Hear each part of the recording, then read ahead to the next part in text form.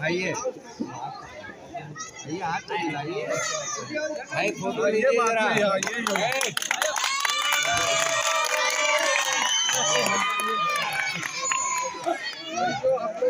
आइए इधर आइए।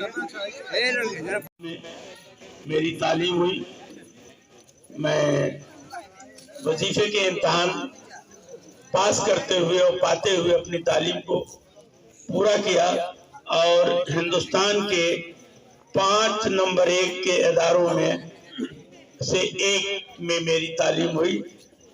इंजीनियरिंग के बच्चे अगर होंगे यहाँ या डिप्लोमा किए हुए होंगे तो वो जरूर जानते होंगे, IIT कानपुर का नाम सुना होगा।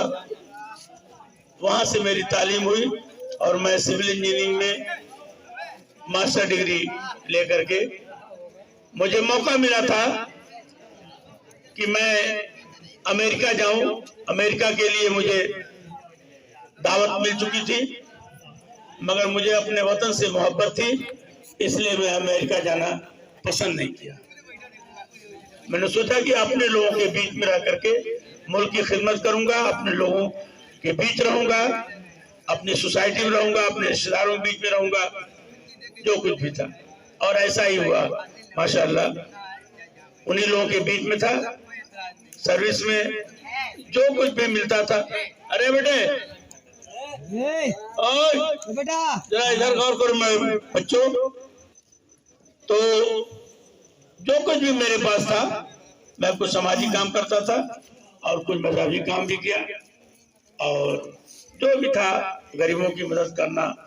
मगर मेरे दिल में गरीबों के लिए, जरूरतमंदों के लिए दर्द था। 34 साल सर्विस करने के बाद मैं राजनीति में आया हूं, क्योंकि मैं बता चुका हूं कि मेरा घर राजनीतिक था, इसलिए मेरे खून में भी कहीं न कहीं राजनीति थी।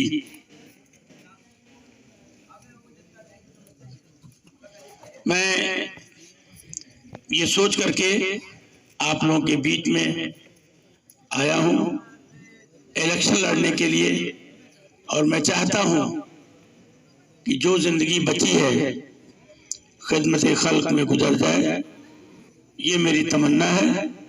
और जब तक अल्लाह ताला सेहत देगा या अल्लाह ताला जब तक चाहेगा तब तक हम आपके खिदमत में लगे रहेंगे, क्योंकि इज्जत शोहरत दौलत अल्लाह ने एक जरूरत के हिसाब से मुझे नवाजा।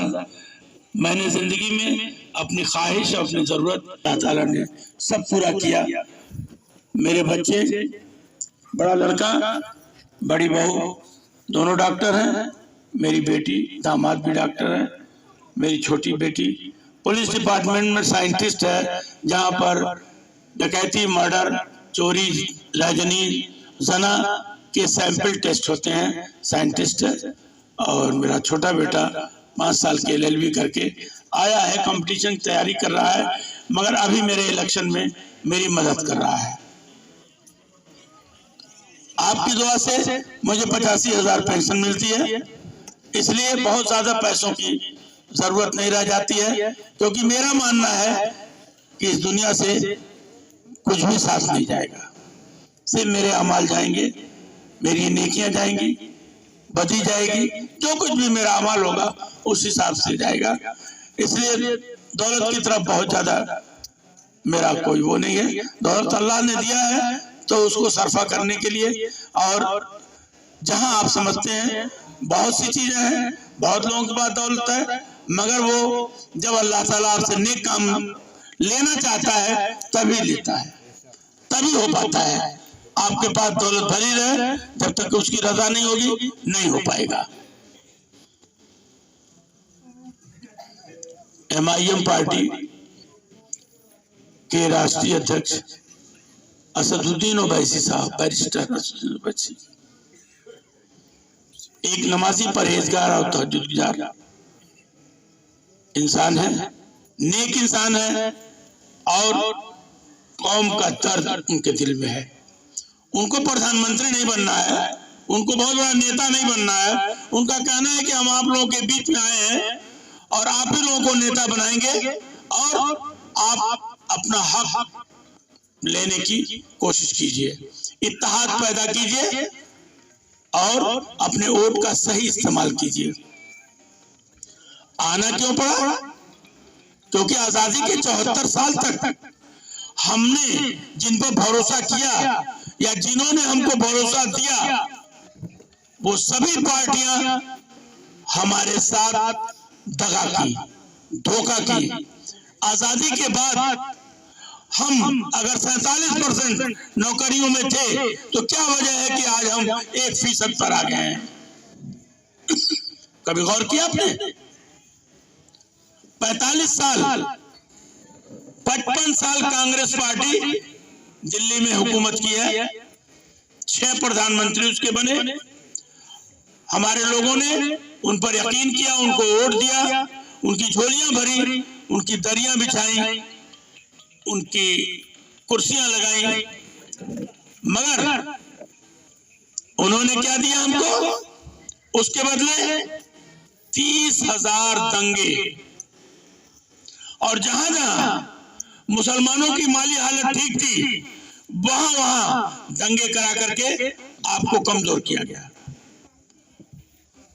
क्योंकि अगर कोई आदमी माली हालत से कमजोर कर दिया जाए तो उसका कुछ नहीं चल पाता है, वो कहीं नहीं रह जाएगा।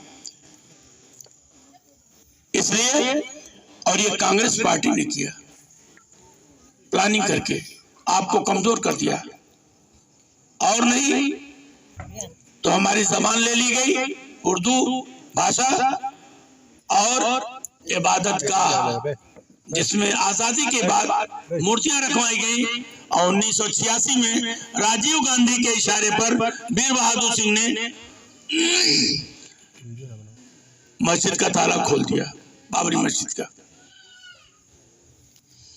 उसी वक्त फसाद करने वालों को, सांप्रदायिक ताकतों को मौका मिल गया और खुराफात शुरू हो गया। 1990 में कारसेवा में मस्जिद बच गई, मगर 1992 में मस्जिद शहीद हो गई।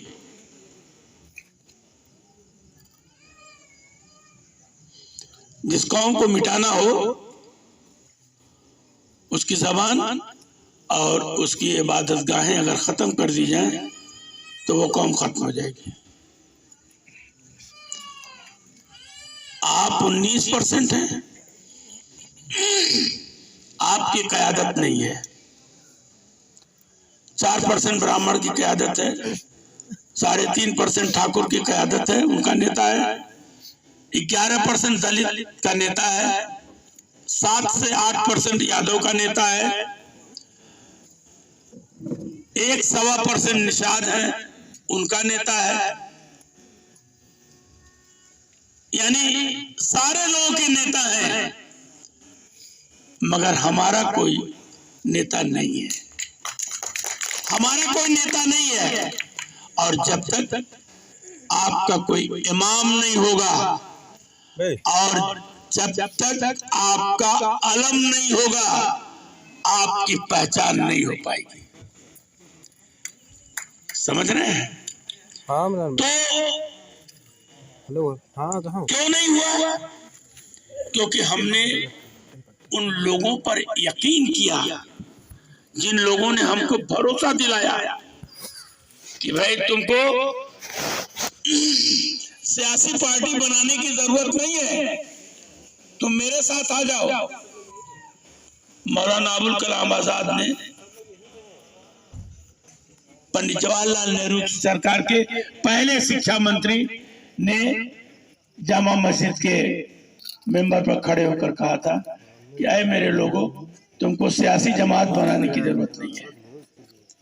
हम लोगों ने भरोसा कर लिया, मुस्लिम लीग जैसी पार्टी को छोड़ दिया कि नहीं इनको वोट देंगे। हमने हमेशा गैर मुस्लिम को नेता माना, ये हमारा बड़प्पन था। पंडित जवाहरलाल नेहरू, इंदिरा गांधी, लाल बहादुर शास्त्री, राजीव गांधी, नरसिम्हा राव और मनमोहन सिंह जैसे नेताओं को हमने प्रधानमंत्री बनाया। ये सभी लोग कलमागो थे क्या? नहीं ना, मगर भरोसा किया हमने। ये हमारे न मसलक के थे न हमारे, मगर हमने गैर मुस्लिम की क़यादत को खुशी से कबूल किया। हमने कभी नहीं तलाशा कि हमारी पार्टी शायद हमारी सिधाई थी या हमारे लोगों की नासमझी थी। पार्टी नहीं खड़ी किया। उसके बाद बाबरी मस्जिद शहीद हो गई, इनका टेन्योर खत्म हो गया कांग्रेस का। हमारी बर्बादी के पहले नंबर 1 के जिम्मेदार कांग्रेस है। मेरे बुजुर्गों, नौजवानों, मेरी माँ बहनों, जहां तक मेरी आवाज जा रही हो, कांग्रेस हमारी बर्बादी की पहली जिम्मेदार है। और बाबरी मस्जिद शहीद हो गई तो मौका मिल गया डुप्लीकेट समाजवादी पार्टी बना करके। मुलायम सिंह यादव खड़े हुए और उन्होंने कहा कि मुसलमानों, तुम्हारी क़यादत कांग्रेस नहीं कर पाएगी, तुम मेरे साथ आ जाओ। मेरे लोग अल्लाह पर भरोसा रखने वाले, अल्लाह का शुक्र अदा करने वाले, सीधे मिजाज के सब यलगार बोल दिए।